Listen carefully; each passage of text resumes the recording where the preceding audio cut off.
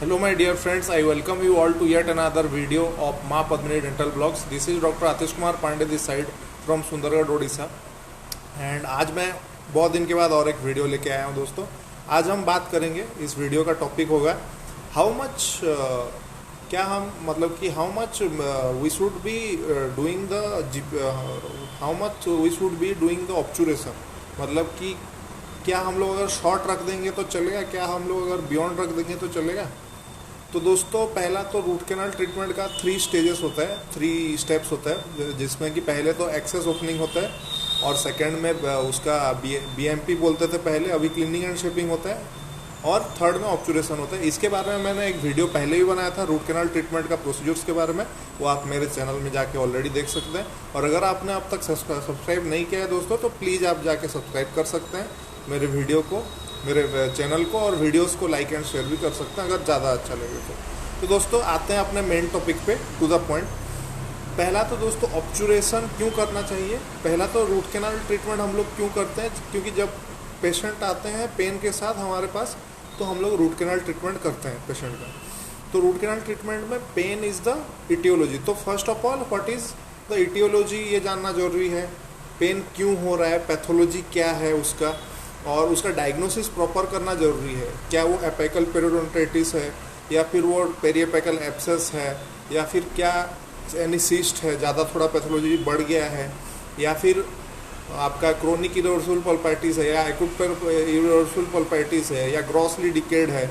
वो सब जानना ज़रूरी है दोस्तों एक केस स्टडी करने के लिए, कि हम लोग कौन सा केस कैसे हिसाब से लें। तो जब हमको ये पता चलता है कि पेन के लिए हम लोग कर रहे हैं या किस चीज़ के लिए कर रहे हैं, तो उस हिसाब से हम लोग स्टेप करते हैं अपना, उस हिसाब से हम लोग प्लानिंग करते हैं, उस हिसाब से अपना मटेरियल यूज करते हैं क्लिनिक में। ये सब क्लिनिशियंस ज़्यादा जानने पाएंगे। इंटर्न्स जितने भी ये वीडियो देख रहे हैं उतने लोग थोड़ा समझ पाएंगे डेफिनेटली, बट जो क्लिनिशियंस हैं उन लोगों को ज़्यादा पता चलेगा दोस्तों।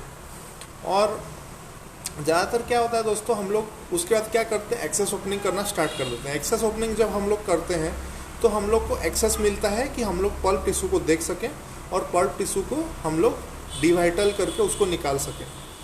तो हमारा मेन उद्देश्य क्या है दोस्तों, हमारा मेन उद्देश्य या फिर मेन मोटिव क्या है रूट कैनाल ट्रीटमेंट का, टू डू पेनलेस डेंटिस्ट्री और to do pain free of the patient of the tooth organ.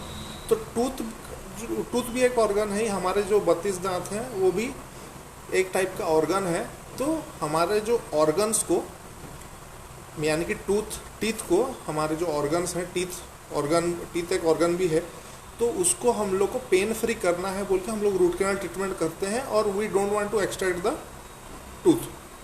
तो दोस्तों जब एक टूथ है, मान लीजिए एक टूथ है, उसका हम लोग एक्सेस ओपनिंग किए। एक्सेस ओपनिंग करने के बाद उसमें हम लोग उसका पल्प को डिवाइटलाइज किया। डिवाइटलाइज करने के बाद हम लोग पहले जो क्या करते थे, बीएमपी, उसको अभी बोलते हैं क्लीनिंग एंड शेपिंग। तो क्लीनिंग एंड शेपिंग दोस्तों हम लोग जब करते हैं तो हमारा मेन मोटिव क्या होता है, जो भी कोरोनल थर्ड है या फिर अपाइकल थर्ड है, हम लोग उसको क्लीन करेंगे प्रॉपरली, ताकि जितने भी पल्प डेब्रीज, पल्प रेमनेंट्स हैं वो निकल आए। और अगर पेरिएपिकल पैथोलॉजी हो तो पेरिएपिकल पैथोलॉजी भी कम हो जाए, because of the doing irrigation and properly giving the medicaments, root canal medicaments. तो दोस्तों जब हम लोग क्लीनिंग एंड शेपिंग अगर प्रॉपरली कर देते हैं तो बहुत सारा चीज़ हो जाता है। मेरे एक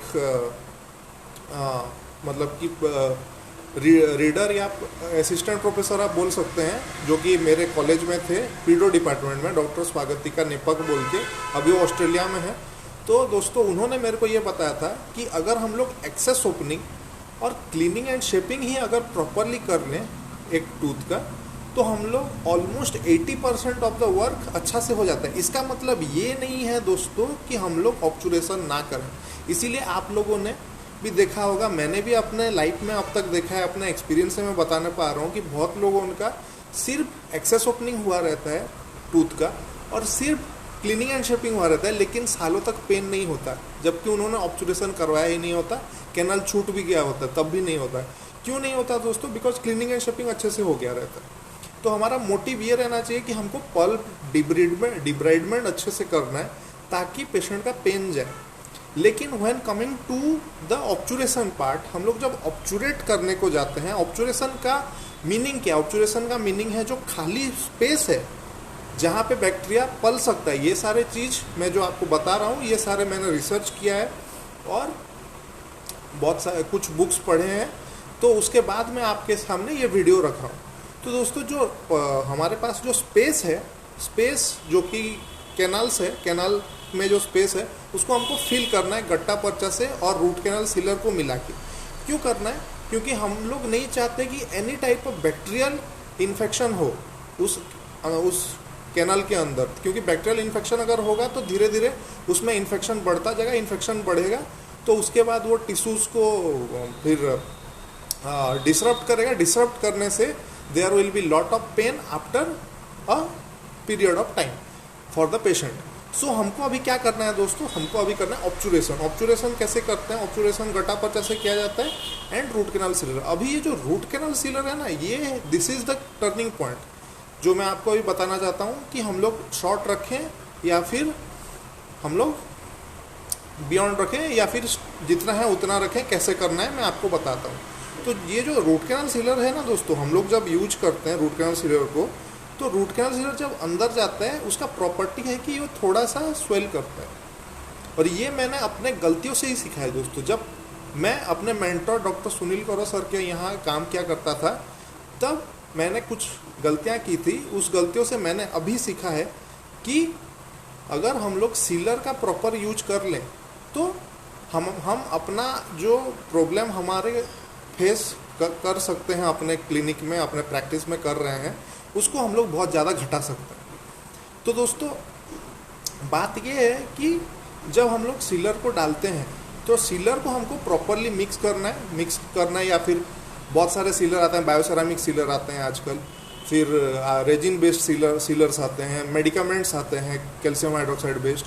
तो आप लोगों को जो अच्छा लगे या फिर जो केस के हिसाब से रहे उस हिसाब से आप कर सकते हैं। मैं तो एक्चुअली रेजिनोसील करता हूँ, अभी मैंने सेलापेक्स भी यूज किया है और फ्यूचर में मेरा प्लानिंग है कि मैं बायोसेरामिक सीलर भी यूज करूँगा अपने क्लिनिक में। Depending on the case and depending on the budget of the patient will have to do the root canal treatment and the obturation. तो क्या होता है दोस्तों, अगर हमने अब अगर ऑब्चुरेशन करनी है तो ऑब्चुरेशन करने के टाइम जब हम लोग शॉर्ट रखते हैं तो बोला गया है maximum of the books have referred and the journals have referred that 0.5 mm का हमको शॉर्ट रखना है। क्यों शॉर्ट रखना है दोस्तों? क्योंकि 0.5 mm जो एनाटोमिक एपेक्स होता है दोस्तों, और जो हमको जो दिखाई देता है उसमें जो डिफरेंस होता है उसको बियर करने के लिए हमको 0.5 mm का हमको रखना है शॉर्ट। तो क्या होगा, हम लोग जब शॉर्ट रखेंगे और जब हम लोग रेजिन बोल रहा हूँ, जो क्या बोलते हैं कि सॉरी फॉर दैट, उसको हम लोग जो सीलर को डालेंगे, सीलर को डालने के बाद जब वो मिक्स होके जाएगा अंदर तो वो स्वेल करेगा तो कभी कभार क्या होता है आप देखना एक्सट्रूड हो जाता है कैनाल में, या फिर वो सील पूरा अच्छे से हो जाता है, तो अगर तो फिर भी पेन होता है दोस्तों। तो हमको क्या करना है, 0.5 mm शॉर्ट रखना है। तो अभी क्या होता है, अगर हमने बियॉन्ड रख दिया, let's take the for the first thing कि the obturated gutta percha is beyond the apex. जो पहले हम लोग एक्सरे लेते हैं कितना है, उसके बाद हम लोग बियॉन्ड ले जाते हैं। अगर बियॉन्ड है तो आप दया करके जितना भी बियॉन्ड है उसको आप पहले कट कर दीजिए अपने सीजर से, उसके बाद आप उसको ऑब्चुरेट कीजिए और जितना कम हो सके उतना कम का आप ये रखिए, एरर रखिए। क्योंकि अभी मैं आपको यही बता रहा था कि जितना कम एरर होगा उतना ज़्यादा आपका सक्सेस बढ़ेगा। क्योंकि लेकिन ये बात कहाँ से आप बस मेरा वीडियो देख के सिर्फ ये सब करने लगेंगे, वो नहीं होगा। आप अपना केसेस करते करते सीखेंगे। पहले आप 50-100 RCT करेंगे, हैंड में करेंगे, फिर रोटरी आएगा, रोटरी में आप करेंगे, रोटरी से आपको एक्सपीरियंस मिलेगा, फिर आप करते जाएंगे। एक्सपीरियंस आते आते आप ये समझ जाएंगे, आप मेरा वीडियो देखने के बाद समझ जाएंगे कि एक्चुअल में करना क्या है, और करते करते आप मेरा वीडियो का सारा स्टेप जो मैं आपको बता रहा हूँ वो चीज़ भी समझ में आ जाएगा आपको। तो दोस्तों उसके बाद जब आप 0.5 mm शॉर्ट रखते हैं तो वो जो रेजिन होता है वो फूलता है, रेजिन अंदर जाता है, जो आपका जो सीलर होता है वो अंदर जाता है, अंदर जाके फूलता है। फूलने से वो कभी कभार पेन दे सकता है। तो हमने जब 0.5 mm शॉर्ट रख दिया तो अभी वो अंदर ज़्यादा नहीं जाएगा। तो आपको अच्छे से उसको जो क्या बोलते हैं कि रोटेट कर देना है हर, क्योंकि वो लेटरल कैनल्स में भी फ्लो हो जाए, राइट। और उसके बाद दोस्तों जब हम लोग बियॉन्ड रखते हैं तो उसको कट करके हम लोग फिर से ऑब्चुरेट कर सकते हैं। अभी बात आ जाती है कि अगर शॉर्ट रह गया, लेट्स टेक की 0.5 mm हमने शॉर्ट रखने को कोशिश किया लेकिन वो 1 mm शॉर्ट रख दिया, कोई प्रॉब्लम नहीं है। बस इतना होना चाहिए कि आपने अपना ऑब्चुरेशन करने से पहले अपना क्लीनिंग एंड शेपिंग बहुत अच्छे से किया है और एक्सेस ओपनिंग बहुत अच्छे से किया है।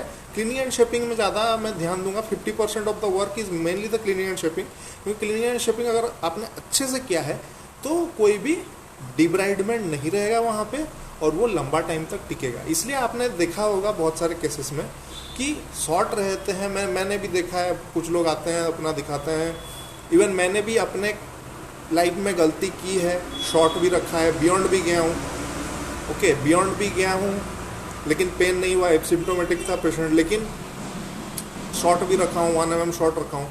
लेकिन बात यह है कि शॉर्ट रखने से ज़्यादा कोई प्रॉब्लम नहीं होने वाला है, बस उसमें बैक्टीरियल इन्फेक्शन नहीं होना चाहिए। और जो भी बैक्टीरियल इन्फेक्शन अगर हो रहा है तो उसके लिए आप मेडिकामेंट्स दे सकते हैं, लेकिन उसमें भी जो आप ऑलरेडी जो किए हैं क्लीनिंग एंड शेपिंग किए हैं उसको आप ज़्यादा तवज्जो दें और उसके ऊपर आप ज़्यादा ध्यान रखें, उसके ऊपर ज़्यादा फोकस करें, ताकि क्लीनिंग एंड शेपिंग से आप अपने पेशेंट्स को खुश रख सकें और ऑब्चुरेशन भी अच्छा से होने पाए। तो होप दोस्तों आज का मेरा वीडियो आपके लिए कुछ नॉलेज, कुछ वैल्यूज़ ऐड करने पाया होगा। आपका अगर डाउट रहेगा ऑब्चुरेशन के में तो उसका बहुत सारा हल हुआ रहेगा आपका डाउट्स का।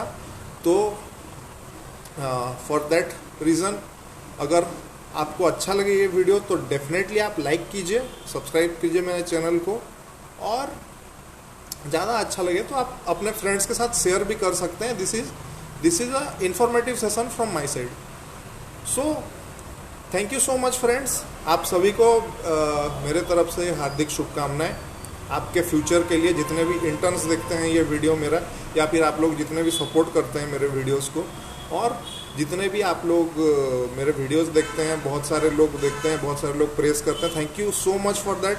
आप लोगों का प्यार पाके ही इतना सारा हम लोग अचीव करते हैं अपने लाइफ में, और आप लोगों को और भी आगे मैं हेल्प करते रहूँगा और भी आगे वीडियोस निकालते रहूँगा। अभी थोड़ा सा बिजी रहता हूँ बोल के उतना ज़्यादा वीडियोस नहीं निकलता, लेकिन एक टाइम के बाद फिर से वीडियोस आने लगेंगे। Thank you so much friends and have a great day head. Thank you so much. This is doctor Atish Kumar Pandey from Ma Padmini Dental Care signing out from Sundargarh, Odisha.